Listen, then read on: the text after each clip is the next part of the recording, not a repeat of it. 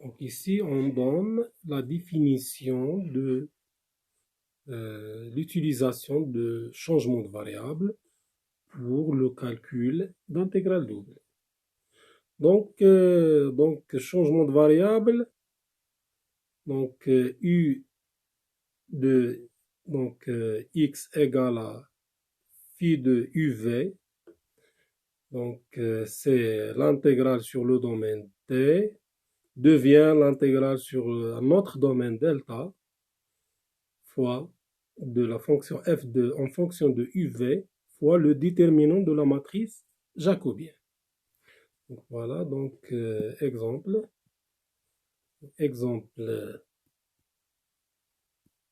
calculer l'intégrale double sur D de x plus y divisé par x moins y dx dy. Avec le domaine D, c'est l'ensemble des x, y dans R carré, tel que x plus y en valeur absolue inférieure à 1 et x moins y en valeur absolue inférieure à 2.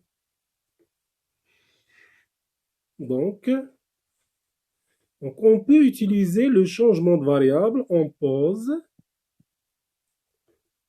U égale à x plus y. V égale à x moins y. Donc, on commence par le domaine D. Donc, on a x, y appartient à D, implique que la valeur absolue de x plus y inférieure à 1, donc inférieure à 1, et la valeur absolue de x moins y inférieure à 2. Ce qui implique que x plus y égale à u. La valeur absolue de u inférieure à 1. Et la valeur absolue de v inférieure à 2. C'est-à-dire u compris entre moins 1, 1 et v compris entre moins 2, 2. Donc uv appartient à delta. Delta, c'est l'intervalle moins 1, 1, 3, moins 2, 2. Donc, on obtient le domaine de U et V. Donc, la matrice jacobienne. La matrice jacobienne de UV. Donc, le déterminant de la matrice jacobienne. Donc, c'est le déterminant de D de U divisé par X, D de V divisé par X, D de U par Y, D de V par Y. La dérivée partielle de U par rapport à X, donc U c'est X plus Y, la dérivée par rapport à X c'est 1. La dérivée de V par rapport à X, donc c'est 1. V c'est X moins Y. La dérivée de U par rapport à Y, c'est 1. Pour V, la dérivée de V par rapport à Y, c'est moins 1. Donc le déterminant, c'est 1 fois moins 1, moins 1 fois 1, donc c'est moins 2. Donc on obtient la valeur de déterminant de la matrice jacobienne. Donc l'intégrale I, c'est l'intégrale, donc c'est l'intégrale x plus y divisé par x moins y dx dy. Donc par utilisation de changement de variable, c'est l'intégrale sur le domaine delta. Delta, c'est U moins 1, 1. V, c'est moins 2, 2. C'est-à-dire moins 1, 1, moins 2, 2. X plus Y, c'est U. X moins Y, c'est V. Dx, dy, c'est là. Dx, dy, c'est le déterminant de la matrice jacobienne fois d de u, t, v. c'est-à-dire fois moins 2 du dv. Donc, puisque la fonction en fonction de uv est à variable séparée, donc c'est u fois 1 sur v. C'est écrit sous cette forme-là. Moins de u fois 1 sur v.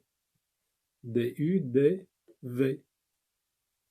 Donc, c'est l'intégrale entre moins 1 et 1. Donc, u compris entre moins 1 et 1. Moins de u du. Fois l'intégrale entre moins 2, 2. De 1 sur v dv. Donc, égale, primitif de moins, c'est u moins u au carré entre moins 1 et 1, fois 1 sur v, c'est ln de la valeur absolue de v. C'est moins 2, 2. Donc, c'est moins 1 plus, donc u au carré moins 1, donc plus 1. Oui, donc c'est... Et moins 1 plus 1, c'est 0. Fois, donc ln de 2 moins ln de... La valeur absolue de moins 2, c'est 2, donc c'est 0. Donc l'intégrale est égale à 0.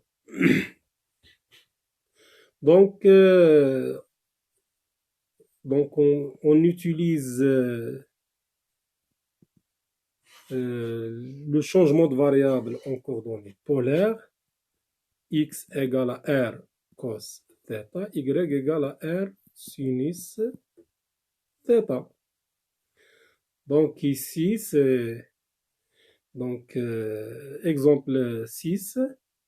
Donc l'intégrale sur le domaine D de Y divisé par X au carré plus Y au carré.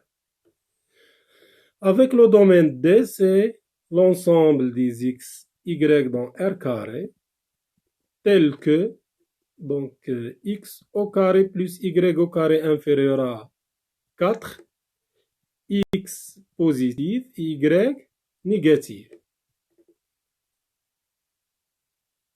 Donc X est positif, Y est négatif. Donc ici, on peut utiliser le changement de variable en coordonnées polaires. Donc on a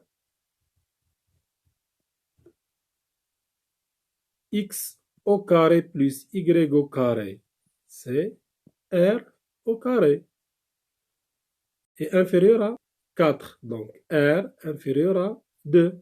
Donc puisque R est positif, donc compris entre 0 et 2.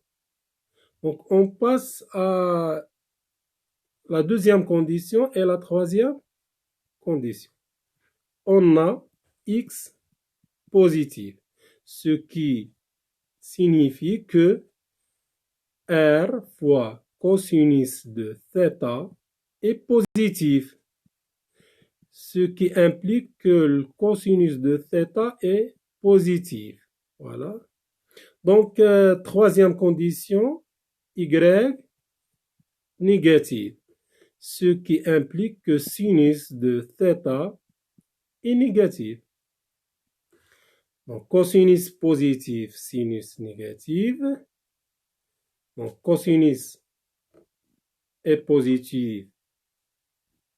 Donc, quel que soit x entre moins pi sur 2, pi sur 2.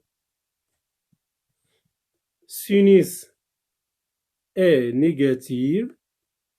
Donc, quel que soit x, donc l'axe des sinus est négatif, c'est-à-dire entre moins pi et 0. Donc, l'intersection, c'est l'intervalle moins pi sur 2, 0. Donc, θ compris entre moins pi sur 2 et 0. Donc, l'intégrale I, c'est l'intégrale entre moins pi sur 2, 0, L'intégrale, donc ici c'est d θ. Pour r entre 0 et 2. 0 et 2. Donc, dr, donc dr dθ, donc dx, dy, c'est r dr dθ, donc fois r. La fonction y divisée par x au carré plus y au carré. Donc y c'est r sinus θ divisé par x au carré plus y au carré, c'est r au carré. Donc c'est l'intégrale entre moins pi demi 0, l'intégrale entre 0 et 2, donc simplifié par r au carré, r fois r c'est r au carré, donc sinus de θ fois dr dθ.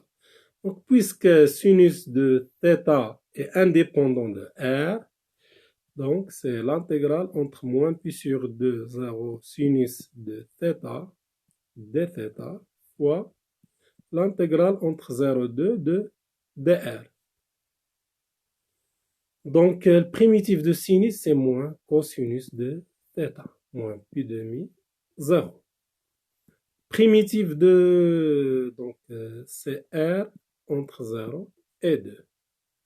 Donc, c'est moins cosinus 0.